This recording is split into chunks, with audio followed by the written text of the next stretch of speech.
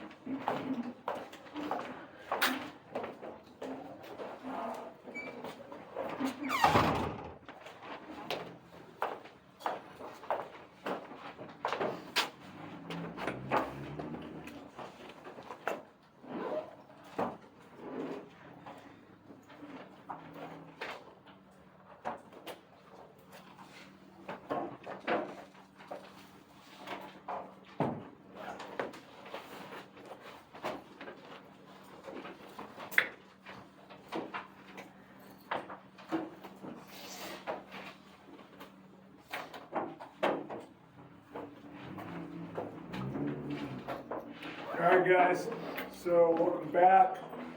Today what we're going to be doing is we're going to start to wrap up the ethical theory portion of the class. We've got a little bit more to say regarding care ethics. Then we're going to get into virtue ethics, which is the last theory that we're going to look at, and then we're going to be on to other stuff. So for after break, for the Tuesday after break, I want you to read this chapter from Neg. It's a chapter of a book. It's chapter, I don't know what chapter it is, but I think it's called Justice or something. It's by Thomas Nagel. Should be able to find it on Folio. It's about the concept, when philosophers talk about the concept of justice, what are we talking about, and kind of what some of the issues are with that. So anyway, that's for after break. We should have our exam is going to be on 2 April, okay? So we'll come back from break, we'll have 2 full weeks, and then that's the Tuesday after that. So it's the 5th class after we come back from break, okay? And that exam is going to cover everything since the last exam. All right, any questions about that? Okay. So, what's care ethics? What is care ethics? We were talking about that on last Thursday. So who remembers that? What's care ethics? Yeah. Is it when you put relationships at the center of ethical decision making? That's a good way of putting it, right? It's a theory. This theory is kind of loosely defined, and it's kind of loosely defined on purpose. They like it like that, and it's almost not really a theory. In fact, some people say it's not a theory. It's supposed to be more like a practical guide on how to act than a theory, but it places human relations and human dependencies at the center of moral thinking, right? So it's supposed to be a distinctly feminist approach. It's really kind of associated with feminism. It's not the same thing. Some feminist thinkers are not care ethicists, but it's kind of a lot of them are, more than anything else. And it rejects rationalism, impartiality, those things that are the basis of Rachel's minimum conception of morality. And it also rejects kind of the focus on individuals and the importance of individuals and individuality, it sees all those properties as being kind of masculine, and instead it's seeking to embrace this feminine, these feminine virtues of like, care and, the importance of relationships, okay? So, why do you think some people like this theory? Sorry, did I lock you up? Sorry.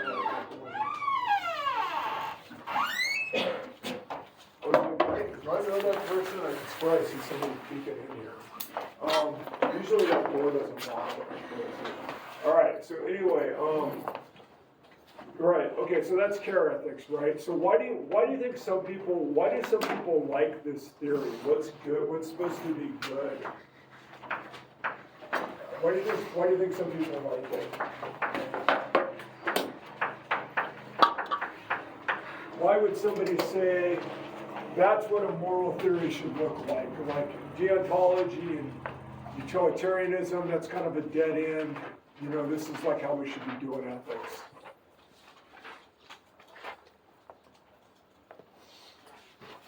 Why might somebody think that? Yeah. Practical. That's, okay, good. So what sense is it practical?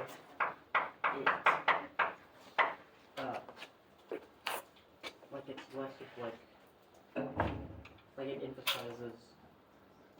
Like actual situations? Yeah. Yeah. Does everybody get that? Like it's less concerned with like theories and abstract ideas. Like, what do you think a care ethicist would do in the trolley problem case?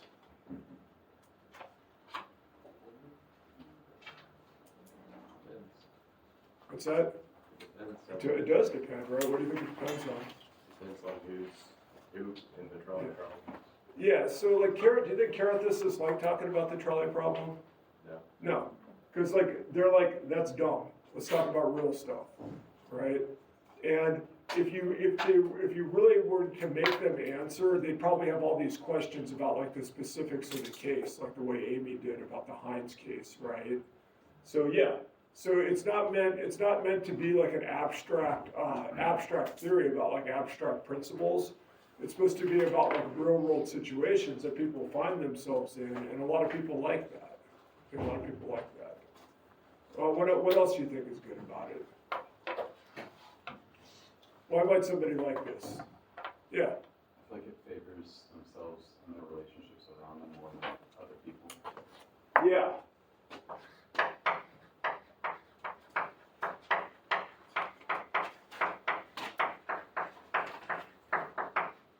That's a good point, right?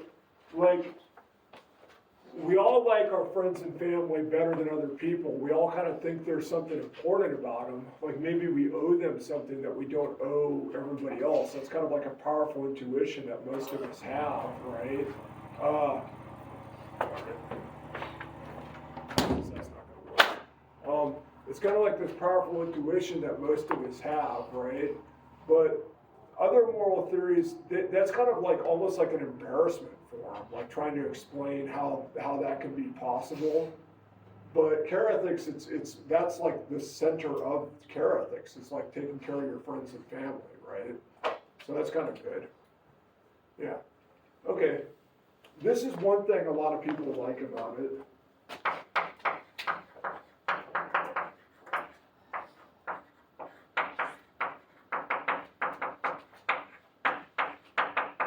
Okay?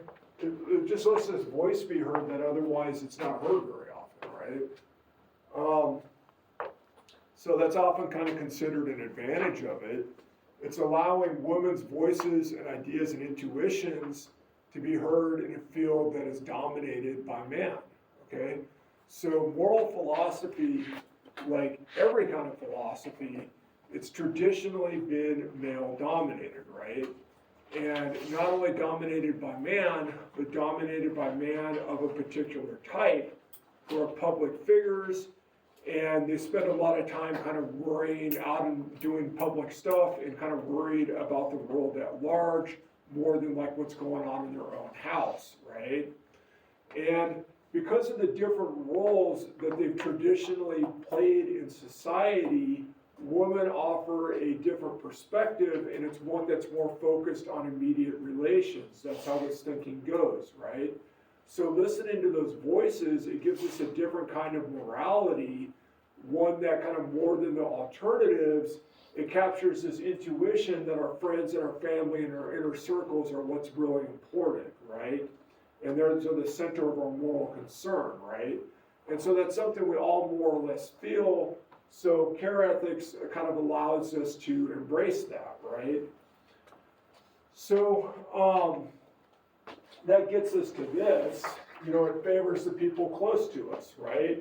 So it places friends and families and dependents at the center of moral concern, like in front of other people, right? So furthermore, a lot of people say because it centers on building these really strong small-scale relations, it centers on like building good families and building good friendships and like your responsibilities there. The idea is that we can scale up from that to an idea for what the whole world should look like, right? Like imagine a whole world that was made up of like these little caring units, right? So it provides a template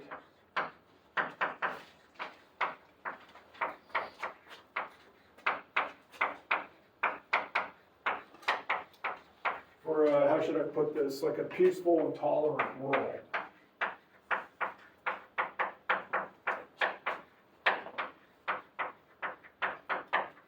So, you know, it tells you what you need to do to have like a good home life and a good kind of inner circle with your friends and stuff. And the idea is that you can scale up from that and you know you kind of know how to build a good world, okay?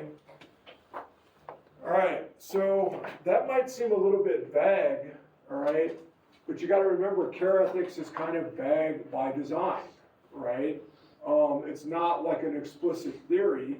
So care ethicists, they like to point out that the kinds of theories we've been discussing for the past few weeks, like deontology, utilitarianism, social contract theory, they focus on abstract, like overarching principles that are supposed to apply everywhere all the time, right?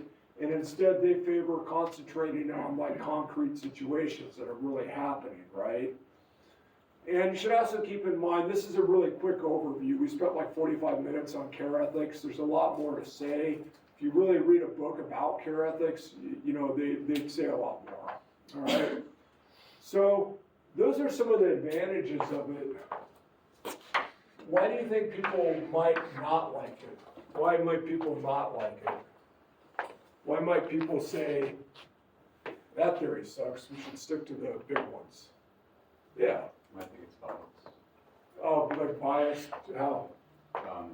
Because, I mean, if it's favoring people close to you, they're. Oh, yeah, okay, it's too much bias towards people close to you. Good. Is that what you mean? Yeah.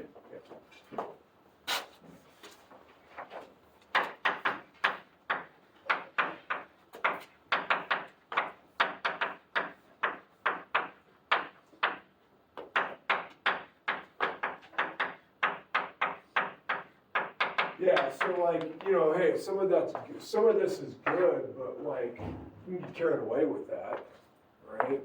That's not all that's important. What else?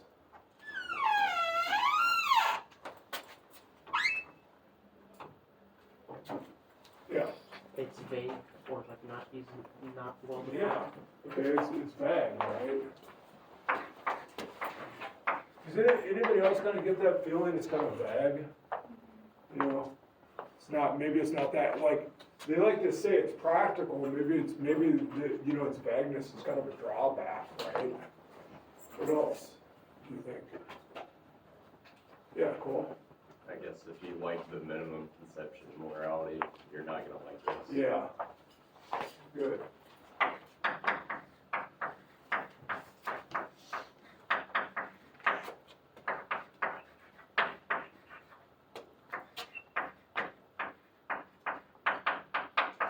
So, you know, if you accept that rationality if you like rationality and you like impartiality, you're definitely not gonna like this theory, right?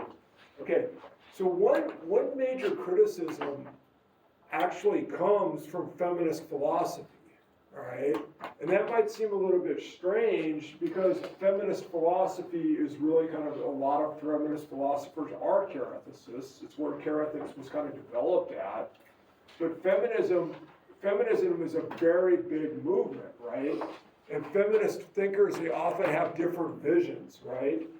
So why do you think some feminist thinkers don't like carethics?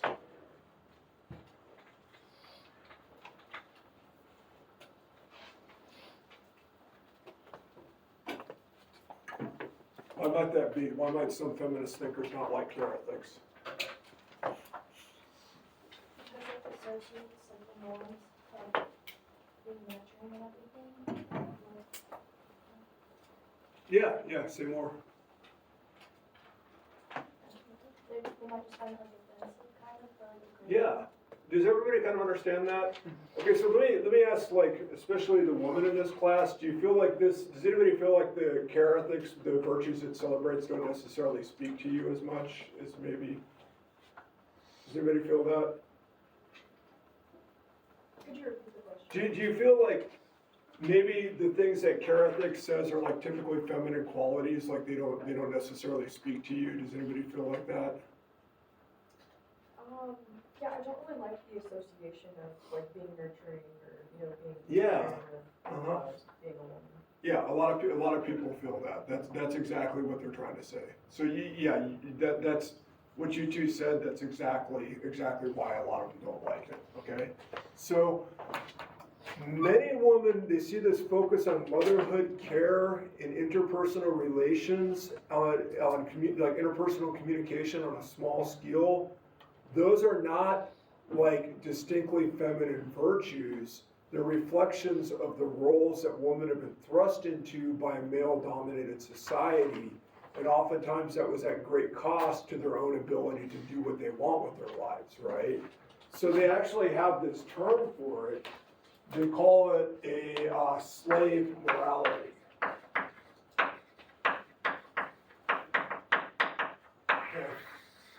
So it's been called a slave morality, right? So slave morality was a term that was introduced in the 19th century by the philosopher Friedrich Nietzsche. And Nietzsche was a scholar, a classical scholar. He studied the Greeks and Romans. And this referred to the idea that oppressed groups sometimes will develop an ethos that celebrates the situation they're stuck in, and it'll present traits that perpetuate their oppression as being moral virtues, right? So you might have like a group of slaves who celebrate. They have like this system of ethos that celebrates hard work and being loyal to their masters, right? That's like a slave morality, right? So the idea is carethics is like a slave morality, okay? You guys kind of see what the idea here is? Yeah, okay. So the idea is carethics, it's not an affirmation of empowered woman or of feminism. It's a celebration of what women have been forced into. So that's the idea. Yeah, Cole? Isn't it weird then that you provide some Well, feminine voice under good yeah. for it then? Well, that's one of the things. That's one of the things about it. That's one of the things that makes ethics hard, right? Like, yeah, some people like it because it lets women. It provides like this voice that they think needs to be heard in ethics that's not heard, right? And it's like this alternative way of thinking. But on the other hand, some people don't like it because they say that the things that it's celebrating are not, maybe they're not qualities that should be celebrated, right? So it's like some people say that's an advantage, some people say it's a disadvantage, right? It's just like this. Some people say it's great because it doesn't focus on like these abstract principles. It focuses on, it says like we don't want principles, we want to deal with things on a case-by-case basis, right? Other people say, well, yeah, but what that means is that your theory is vague and it's not useful to anybody, right? So what some people think of as being good, some people think of as being bad, right? Yeah. Does that make sense to everybody? Okay, but does everybody understand why, like, some feminists like it, some feminists don't, right? It depends on what their vision is of what, you know, what their vision of what a woman should be and like what their place in society should be, you know? And what, you know, whether or not they should have a certain mindset. Okay. So another criticism of care ethics is that it is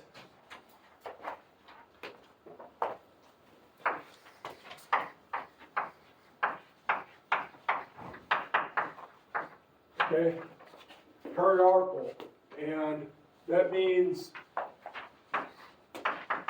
limited in scope. In other words, this, okay? All right, so this especially applies to kind of like early versions of care ethics. So it focuses on your immediate circle of family and friends, to the point where the people who are outside of this circle, they don't matter, okay? And it certainly seems wrong to say that there's some circle outside of which people don't matter, okay? That seems wrong to a lot of people, right? And furthermore, that can suggest that it's wrong to favor your family and friends in unacceptable kinds of ways, right? If you really kind of get carried away, you can really kind of get carried away with this and take it to places.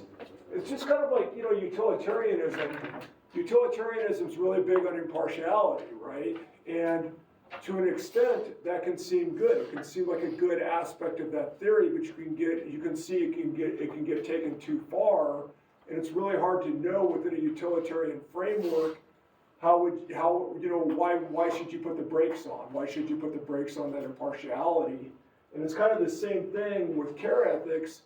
Care ethics really kind of favors your inner circle, and that seems great, but it also seems like you can kind of take that too far, and it's hard to know what it is about care ethics that kind of tells you where to stop. Does everybody kind of understand that? Okay, so most rule utilitarians and deontologists, they accept that, you know, you're allowed, in fact, you're required to provide special care to your friends and family, right? But there's limits, because while those moral theories, rule utilitarianism and deontology, they hold that you're required to put your time and resources in your inner circle, they prohibit like unfairness or nepotism or injustice to favor your friends and family, right? Like, let's say there's like a cop, and the cop knows that their cousin like committed a burglary or something, and they let their cousin off. What would a deontologist say about that? That's wrong. It's wrong, right? Why is that? That shows there's not he's not following a clear, straight set of rules that everyone needs to follow. Yeah, exactly right. That's exactly right. What do you think a real utilitarian would say?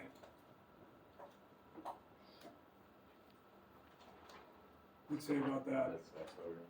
Why's that? Because he's a cop and he should follow. The professional. Yeah, they have rules for a reason, right? Okay. What about like a mother, she really wants her son to win the track meet, so she catches the rival kid and breaks his legs. What would most moral theories would say that's bad, right? Okay, so what is it about care ethics that would tell you that's bad? Is that bad for a care ethicist? Why though? I mean, It's not very caring. but, No, you it's know. not, it's not very caring, but it goes back to like the too much bias towards people. Yeah, it does, yeah, so we all have a gut feeling that that's wrong, I hope, right? But a care ethicist has a really hard time explaining why that's wrong within their framework, because their framework is all about like the inner circle. They have a really hard time explaining why that should be wrong, and that's kind of a problem for this theory, right? Okay, so all right, so more recently, like philosophers who are kind of advocates of care ethics, they've tried to kind of modify their theory to get past that. Usually they kind of try to connect it more with like a broader theory of justice. So originally, care ethics was supposed to be kind of opposed to the theory of justice. Justice was like this abstract masculine idea. Care ethics is different. More recently, people have been kind of trying to bring those together, okay? And finally, you know, we noted care ethics is somewhat ambiguous by design, right? But that's also been used as a criticism against it, right? So some people argue that it's just too vague. It's too vague to serve as a good theory. It can't tell you what to do, right? So there's also the worry that because it's so focused on context and it rejects like any kind of principles or rules, in practice, it's really easy for it to collapse into just being subjectivism. Okay, just do whatever you feel like, right? Or almost nihilism. Okay? So not only is it vague, because it's vague,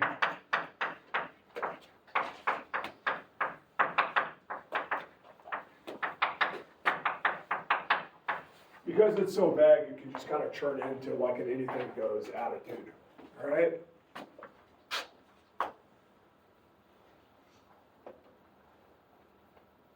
So, you know, so we have some goods and we have some bads, right? And we saw you actually have some of the very same stuff on both sides, right? And so really this kind of comes down to this question about what you want out of a moral theory and what you expect it to be able to do for you, all right? So kind of whether you like care ethics, it kind of depends again on what you think a moral theory is for, okay? Any questions about care ethics? All right, everybody feeling good about it? All right.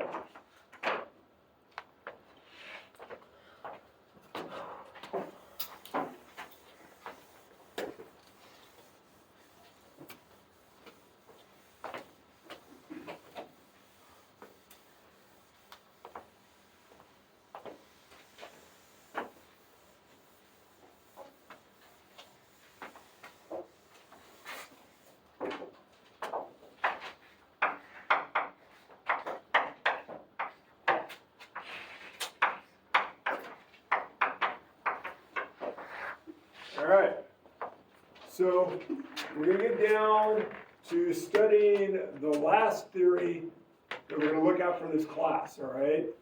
So the most widely held ethical theories, they are deontology and utilitarianism, all right? Followed closely, well not closely, but followed by social contract theory, all right? So as you just saw, there's other theories out there that have a very different nature, okay? And care ethics, it's a relatively minor theory by comparison to those big ones, but it's also much more recent. It only goes back to the 1980s, and it is growing. Like more and more people are getting into it, all right? So virtue ethics is at the same time the oldest theory that we're going to look at, and we can also say, on a different way of looking at it, it's almost as new as care ethics, all right? So virtue ethics is the oldest theory because it was originally formulated by who? Aristotle. Yeah, thank you. I wanted to see who wrote the textbook. So it was originally, goes back to Aristotle, right? And Aristotle lived from 384 to 322 BC, all right? And Aristotle is up there with Plato and Kant as one of the top three, like, most influential philosophers who ever lived. You cannot, it is really hard to overstate the importance of Aristotle in Western history. His influence was enormous, right? In the European Middle Ages, they would just call him the philosopher. If they said the philosopher, you knew they meant that somebody was talking about Aristotle. And his ideas shaped the Catholic Church. Like, Aristotle was an enormous figure in Catholic thinking, right? And in the Islamic world, they were so into Aristotle, they called him the master, right? In like medieval Arabic thinkers called him the master, right? So he was very important to both Catholicism and Islam, right? Does anybody know who Aristotle's teacher was? You be quiet.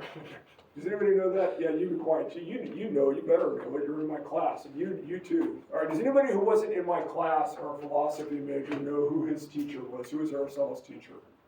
Does anybody know that? Anybody want to guess? All right. Who was it, Max? Okay. Who was Plato's teacher? Huh? Who was Plato's teacher? Was it Socrates? Socrates, right? Good. All right, so that's kind of this amazing fact. That was the only time in history you had like three philosophers who were just kind of these really, really important philosophers just kind of chained together one after another like that, right? So it went from Socrates to Plato to Aristotle. You know who Aristotle's most famous student was? Yeah, who was it? Is that Alexander the Great? Alexander the Great, yeah. So it's Socrates, Plato, Aristotle, Alexander the Great, right? Not famous as a philosopher, but he's a well-known guy, right? So I just think that's got nothing to do with this class. I just think it's like this amazing, really kind of fascinating historical fact, okay? So Aristotle, like I said, Aristotle's ideas have been they were tremendously important, right? And they shape the world that we live in today in ways it's kind of hard to understand. But unless you really know, I mean, there's really hard to kind of see unless you really know. But that's not to say all his ideas were good. Some of them were terrible, and they had a very damaging influence on subsequent history, right? Aristotle defended slavery. He defended the institution of slavery, and that was used in later times, like in 19th century America, to defend that institution, right? And he also thought that men were superior to women in very important ways, and that also had an influence on subsequent thought, a really bad one, right? Now, despite that, a lot of people, they really feel that Aristotle had a lot of really good ideas, even including about ethics and about what a good ethical theory should look like, okay? So, like most Greek philosophers, Aristotle was really interested in this thing called eudaimonia.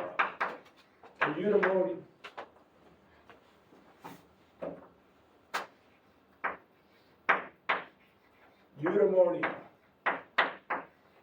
Okay? You have to ask Dr. Larkin if I'm saying that right. Eudaimonia. Okay? And you could very roughly translate eudaimonia as the good life.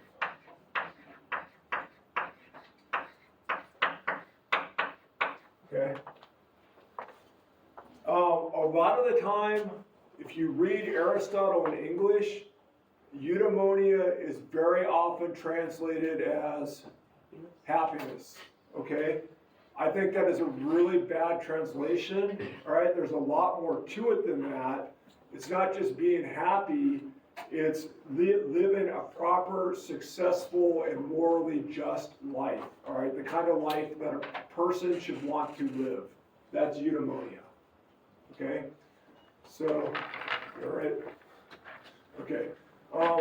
So Aristotle reasoned that a set of specific rules, they're not gonna help you with that project, right? Because eudaimonia, it's a lifelong thing. It's a thing you have to work on your whole life. So like having rules that are gonna help you in specific contexts, it's not gonna be helpful to developing eudaimonia, right?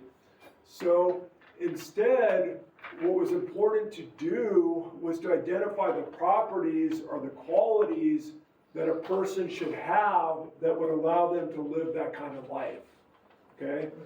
So a person with these sorts of qualities, they would have the dispositions that would allow them to, in the big scheme of things, conduct themselves rightly, right, like a person should. Okay, so does everybody kind of understand what Aristotle's concerned with? He wants to know what should a person be like to have this, okay? What do you think, what do you guys think? What should a person be like to be like that? What kinds of, what should a person be like to have that, to have a eudaimonia? That looks different for everyone. It's different for everyone? Yeah. Okay, that's an answer, for sure. But what kinds of things? There's some things that it seems like everybody's gotta have, right? I guess maybe like, human connection, Like friendship? friendship. Yeah, that's a good answer. That's a good, Aristotle would agree with that, actually, you know? Yeah, Stability, stability, what's that? stability. What do you mean by, what do you mean like economic stability or like Yeah, mental stability? kind of just like being able to have a roof over your head. Just, Yeah, okay, so that's a good answer. That's kind of one of the goals of eudaimonia, right? So what kinds of things do you think a person's gotta have internally to get to have that? Yeah, I'm sorry, what is it again? Carly, Carly, I'm sorry, yeah. a job and good health. Okay, good, so, again, those are kind of like What a things. successful job. Yeah, so those are, what we wanna ask is what's something happened back there? We wanna know like what a person needs, what do they need to be like on the inside to help themselves have those things, right? You know what I'm saying? Like a job's part of eudaimonia, so like what does a person have to be like to, yeah, and, I think we need money to have the good life, yeah, so what kind of qualities on the inside help you to get money? ambition. Ambition, yeah, that's probably right, you gotta have ambition, right? Yeah, I was gonna say like a work drive. and work drive, yeah, that's important, right? Bravery? But brave, yeah, you gotta be brave, right? Yeah. Integrity. Integrity, that's a good one, right? Charisma. Charisma, yeah. Wisdom. Wisdom, that's a good one as well, right? So do you guys see, like, these are all properties that you need to have to get to eudaimonia, right? Those are all really good answers. And so some people, they listed aspects of eudaimonia that I think we can all recognize are really important. Like you have to have stability, like shelter and things like that. You have to have a good job. You have to have money. Yeah, you gotta have all those things. Those are all parts of eudaimonia. You want friends, right? But so you want the property, you want the qualities that are gonna get you friends, that are gonna get you a roof over your head, they're gonna get you a good job, and you need things like a work drive, ambition, wisdom, bravery, you need all that stuff, right? Okay, so is this kind of making sense what this theory is about? Okay, so Aristotle, he had a specific vision of what a theory would look like, right? So it's a quality that's balanced between two extremes, all right? So virtue, as Aristotle puts it, he says it's a mean between two vices, or it's a balance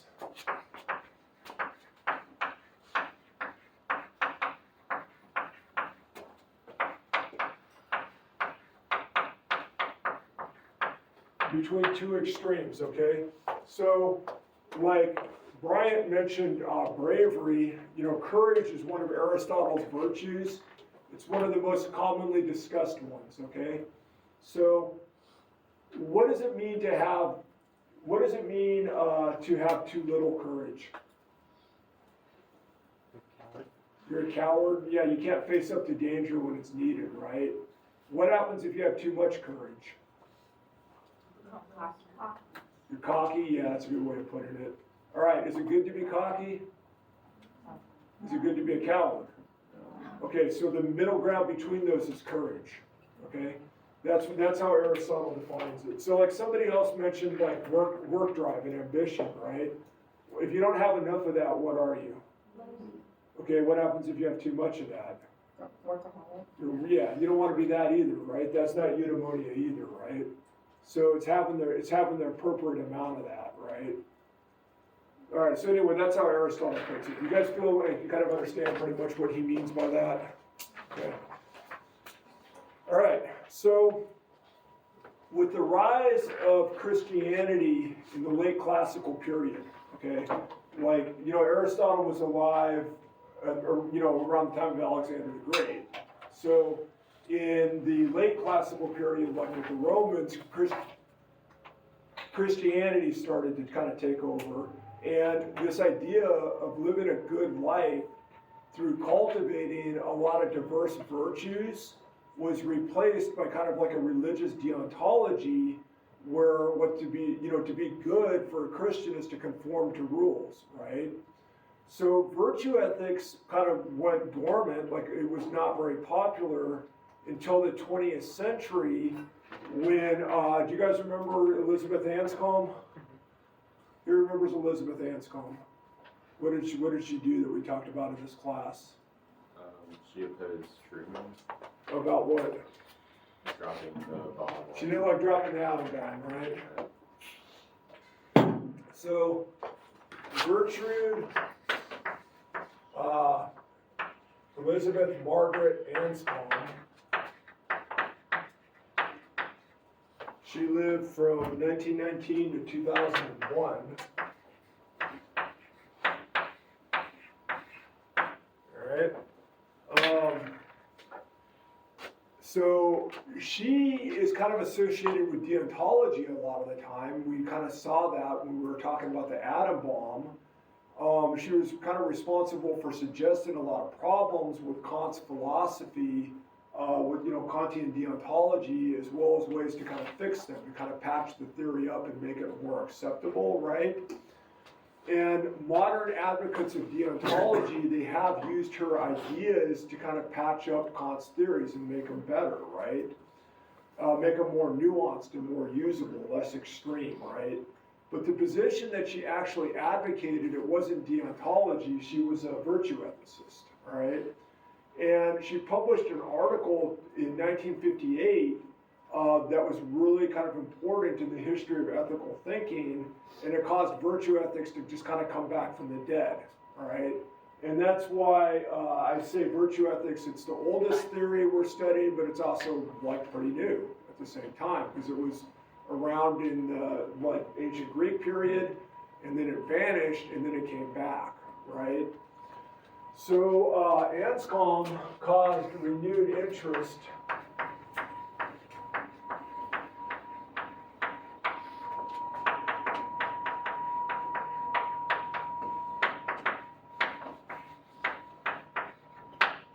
in virtue ethics in 1958, right? So Anscombe was a very religious person, and we talked about that. She was profoundly religious, and that really kind of like influenced most of her philosophy. But she knew that most people in now are not religious, all right? Especially in Europe, where she was at, right? And because of that, she believed that a new type of ethics was required in order to give people a reason to behave morally, right? So she says rules are meaningless without a rule giver.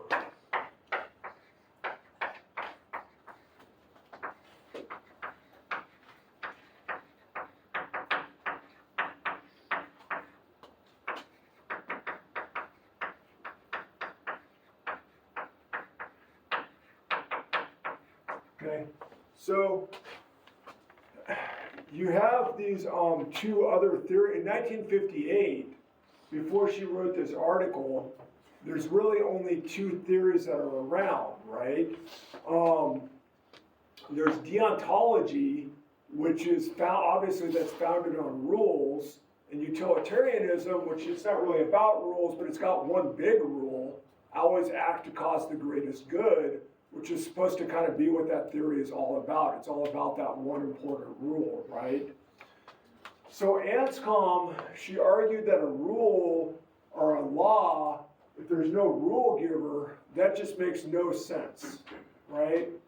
So since most people no longer believe in God, that means some kind of new system is required that's going to make sense for them to follow, that's going to give them the motivation to behave morally, all right? So does everybody kind of understand what she's saying? Cole, you look like you want to say something. Yeah, could that also be used to like support social contract since government Yes. would be supplying the rules? Yes, exactly, right? It is like definitely would also support social contract theory, right? Yeah. So, we should keep in mind, this is a very different kind of theory than the big rules that, so yeah, this would also motivate social contract theory, you're exactly right. She just didn't go that way with it, but that's also a reason why a lot of people like social contract theory. It's like obvious where the rules come from. Everybody kind of see that? Yeah, so that's a really good question. Okay. Are there any other questions? Okay. So, this is a very different type of theory than the big ones that we've discussed previously, right? So, basically, moral theories, they can be broadly divided into two types. There's theories that tell you how to act, and there's theories that tell you what kind of person you should be, okay? So, you have how to act, and that's like deontology, utilitarianism, social contract, ethical egoism, cultural relativism. All of those are over there, right? So, a different kind of moral theory, it tells you how to be. All right, so this is a much different focus.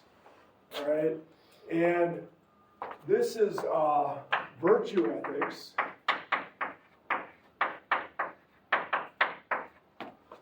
Right, and care ethics is over here somewhere.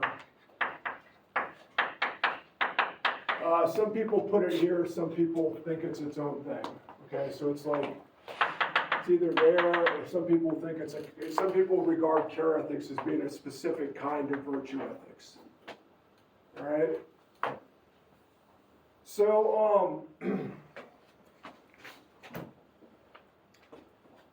it's also kind of important to keep in mind that virtue ethics, both care ethics and virtue ethics, they're in a state of development right now, right? As compared to like those older theories, they've been kind of worked out. Like we saw deontology and utilitarianism, those have been kind of worked out to the small details over hundreds of years that people have been talking about them.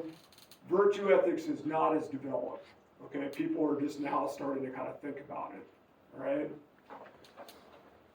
So another difference is that the scope of virtue ethics is often seen as much larger than that of rival theories, all right? Because it's intended, why do you think I mean that when I say virtue ethics is larger in scope than rival theories?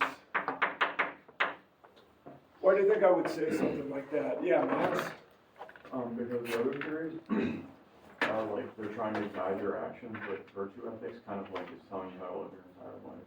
Yeah, right? So it can kind of get into stuff that you normally would not think of as being a part of ethics, okay?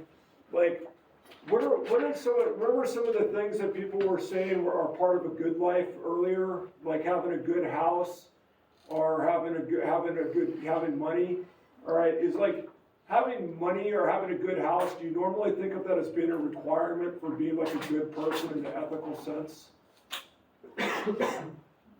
Okay, but virtue ethics tells you should have that, right? Or you should try to have it. You know, you should be the kind of person who should have that, right? So that's what I mean by it's bigger in scope. It's telling you about parts of your life. It's telling you how to live parts of your life that aren't necessarily what you would normally think of as being part of morality, right? So specific theories of virtue ethics, they cover the need for things like friends, family, to live in a just society, and even just to have good luck, right? To really live the best life, you have to have all those kinds of things, all right? So, and finally, you know, kind of like care ethics, virtue ethics is a theory only in kind of a loose sense, right? It's not the kind of theory that's going to tell you what to do in a specific situation. Like it's not going to tell you what to do in the trolley problem case or anything like that, right?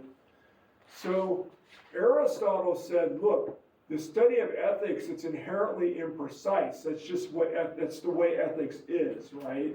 And the formations of theories in ethics, it's not going to be possible in the way it is in the sciences, okay?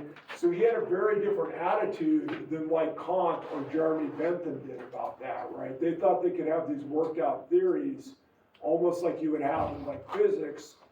Aristotle says that's not possible to do, right? So virtue ethics, even kind of like worked out versions of it, they're not going to serve as a guide to what to do in particular situations in the way that like deontology and utilitarianism do, right? And a lot of people like that about it. They think that's a good aspect of the theory, okay? And in fact, some virtue ethicists, they really kind of focus on that point to the point where they call themselves anti-theorists. They say we have like an anti-theory, right? Okay.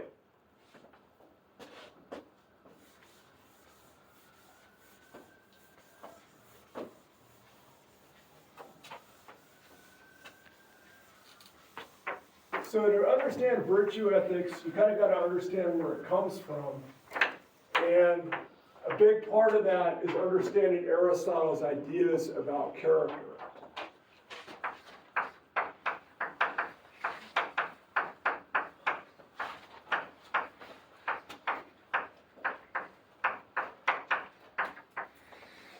Okay? So, this is, you know, again, virtue ethics is kind of anchored in Aristotle's theory of character and what makes a good character, which in turn is what makes a person a virtuous person, all right? So having a good character, it's about having the right kinds of inner states, all right? And the right feelings and emotions. So good character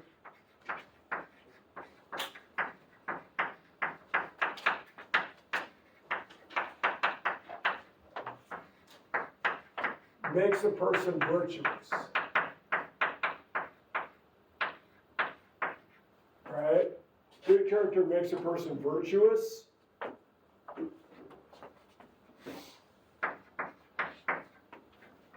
And it's about having the right inner states.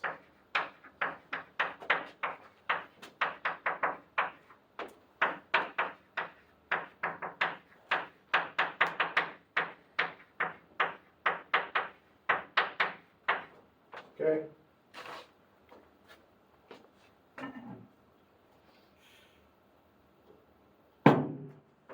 So, for example, the virtue of courage, it's about having the internal motivation to act in the face of danger, and the virtue of kindness is about having the appropriate feelings towards other people, okay?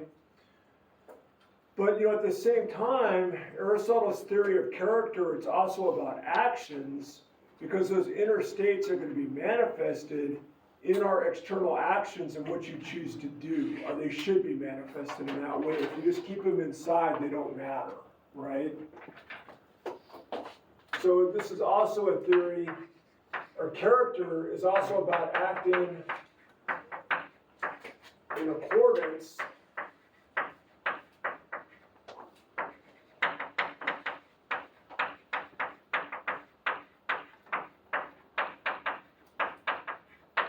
with your inner states, right? So the inner states, they need to be stable and predictable so that somebody's gonna act habitually and consistently in accordance with their virtues, right? Like you can't be somebody, if you're an honest person, you're not somebody who tells the truth when you feel like it or tells the truth sometimes. You're a person who just habitually tells the truth, right? Consistently, okay? So some of us are lucky and we're just born with that stuff, right? And most of us aren't, and we gotta work at good virtues we gotta work at developing a good character over the long term, right? And there's all kinds of factors that are external to us that can affect our moral development, stuff that's not under our control. Okay, so what kinds of things do you think are kind of like outside of you that affect your moral development? What's something that's kind of like outside of you, it's not under your control, but it affects the way you develop morally? Yeah, Max? Your parents. That's a really good answer, right? Do you think that might that might play a role in how you develop and how you think about morality? Yeah. Adriana? Adriana, okay, I'm sorry. So knowing people's names, that's a virtue too, right? Adriana, what? You said it, but, 'cause I was gonna say your parents, but probably your childhood too. Yeah, like your whole childhood, right? Yeah. Right? What else? Yeah. Megan? What's that? Your friend group. Your friend group, that's gonna have a big influence, right? Yeah. Your location.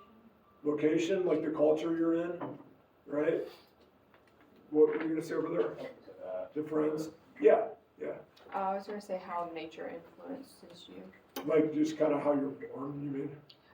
No, like having like more time where like most kids who are more in an urban environment. Oh, you mean just being like around nature? Yeah. Yeah, sure, yeah. What about religion? Well, yeah, like your religious upbringing, or just like, yeah, I would say how you're born and how society interacts with that, like your race and how society interacts with Yeah. your racial identity. so kind of like your strata in life, like it's gonna have a big effect, right? Definitely, yeah.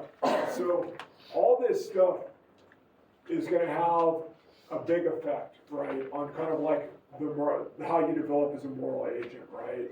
Like who your role models are that are available to you, you know, how your parents bring you up, what your education in general is, like what your relation to religion is, to society, you know, all this stuff, who your friend group is, all that's important, right?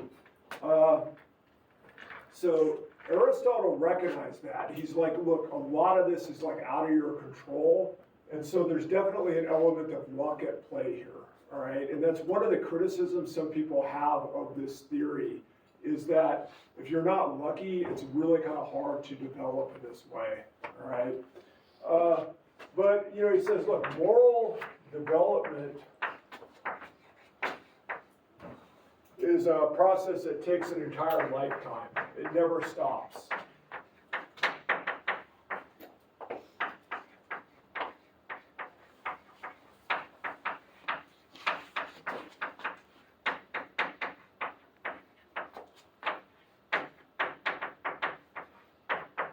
So like, yeah, you know, like your childhood might be an important period in it, but it's not like you become a fully developed moral agent at 18 or something like that. It never ends. It goes on through your entire life. It's a constant process, okay?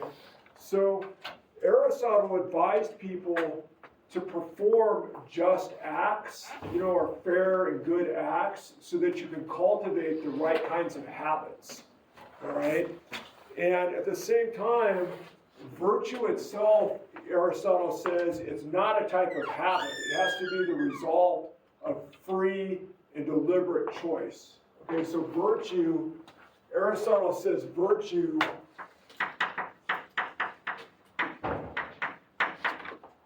must be freely and knowingly chosen. Right? So if you're just born with all the virtues, like, you know, you're kind of lucky because it's gonna be easier for you to develop into a good person, but that doesn't make you like a good person right away. It's a choice that you have to work towards. Or it has to be something that you deliberately work towards. It has to be a free choice. All right? So, does everybody feel like you kind of understand Aristotle's views on character? And how this kind of ties into ethics?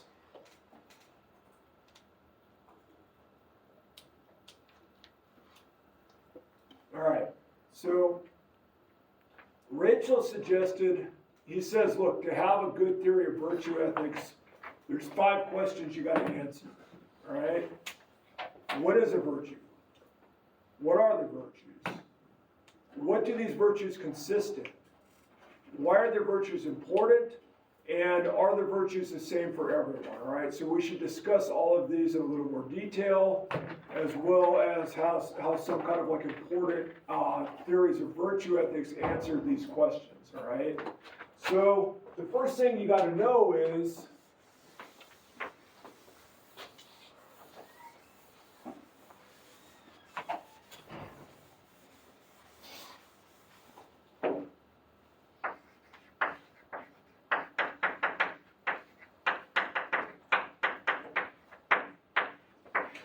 what is a virtue? All right? How would you answer that? What is a virtue?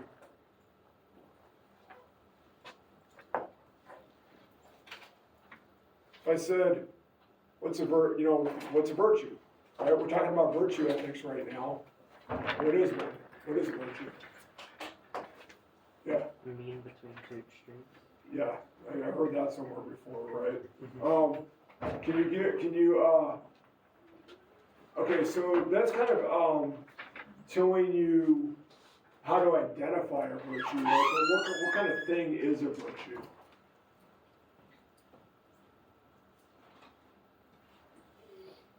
Yeah, Like personally or according to this? man, yeah, what do you think?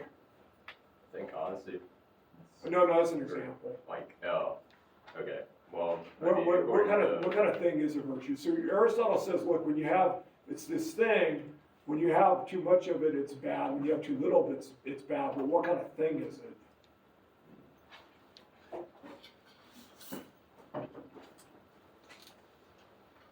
And it's one of those questions that's kind of like, it seems obvious, but it's hard to answer when it's asked, right? Characteristic? Who said that? That's really good. That's a really good answer. It's a characteristic, like a characteristic that a person has, right? So Aristotle said, look, a good character, it's marked by possessing appropriate inner states, and virtue is the outward display of those inner states that are transformed into important acts, into appropriate actions. So that's basically, it's a characteristic. All right? So Aristotle says, it's a character trait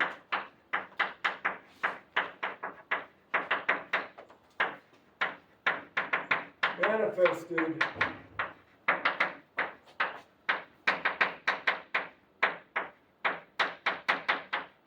in habitual action, okay? So, you know, it's a characteristic that you have that you act on, right? And you not only act on it, you have to act on it in a stable or habitual way. You know, for example, like an honest person, that's a virtue. An honest person, again, it's not somebody who tells the truth some of the time. It's a person who basically always tells the truth, you know, unless it's like a life or death for a kid or something like that, right? Okay, so now, in the 20th century, when virtue ethics kind of came back, they realized that this is not precise enough of a definition of what a virtue is, right? Why do you think that is?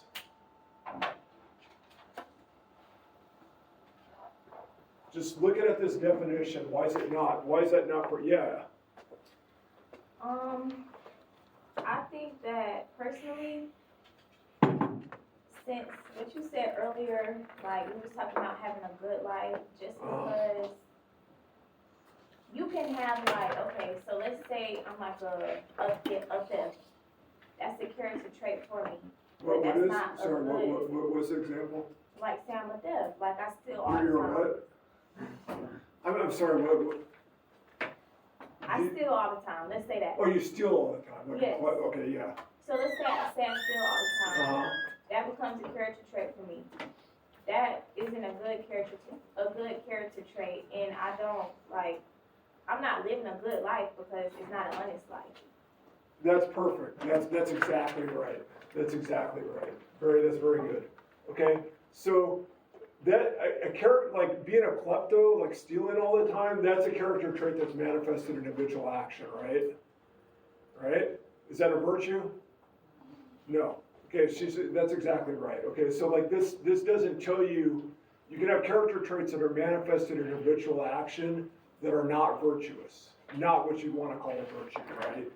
But, okay, so a 20th century American philosopher, Edmund Pinnoff, suggested that you can sort out character traits into virtues and vices depending on whether that trait makes you want to be around a person or not, okay?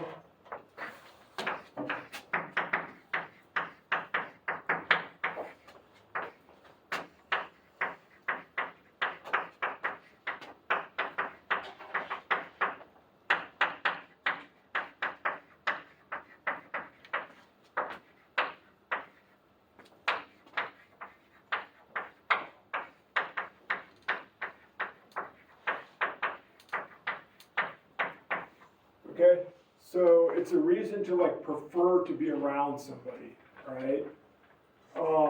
It's a character trait manifested in habitual action that makes you want to be around a person when they have it. A vice is a character trait that makes you want to avoid them and be away, like not be near them, okay? Rachel says that's still not really precise enough, okay? That's not exact enough, okay? Why do you think that might be? Yeah, Max? I don't know, cause like, I don't know, drinking a lot, I guess, is a vice, and like some people like being around people that drink a lot, I don't know.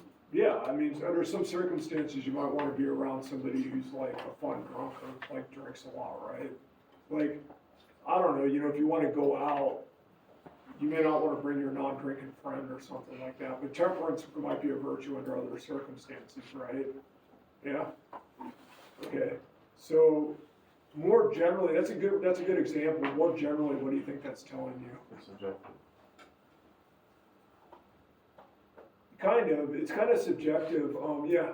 People who share the same vice want to be around people who also share the same vice, so it can't be determined or. Yeah, that's kind of what Max is saying, is it's subjective, right?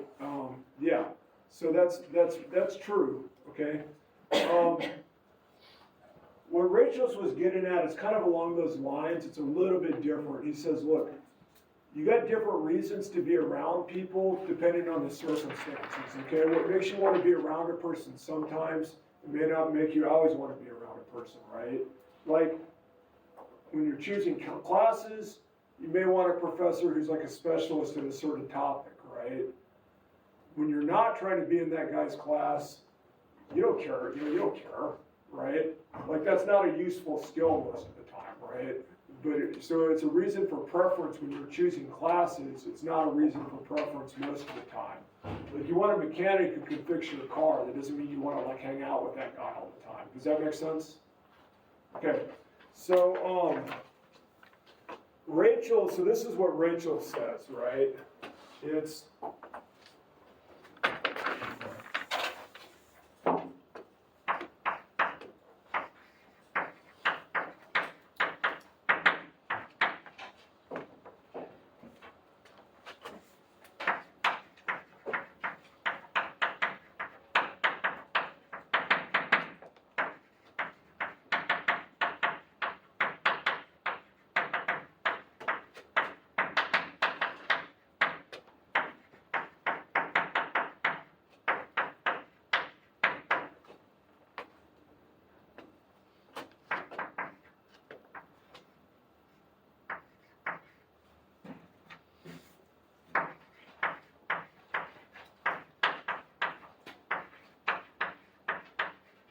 Alright, so it's a character trait that's good, that serves as a reason for preference, no matter what the circumstances are, okay?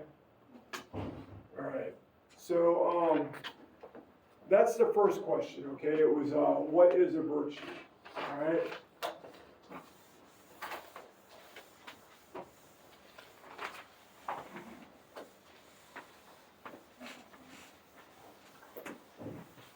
Second question is,